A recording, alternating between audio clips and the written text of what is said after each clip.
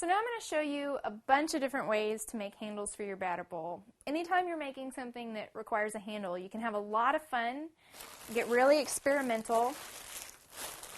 One of my favorite handles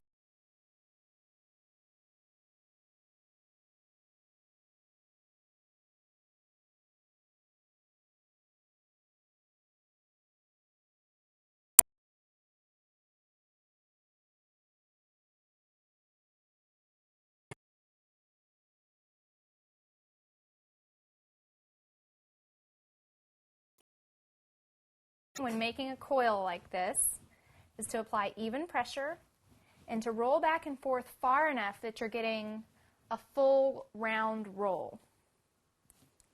If you don't roll far enough, if you just go back and forth, you'll end up with kind of an oval-shaped tube, and for a braid, that's not going to work.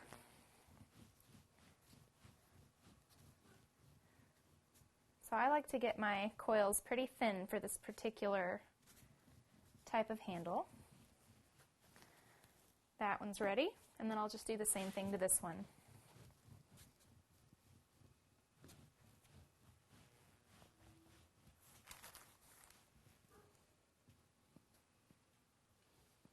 And now I'm ready to start making my braided handle.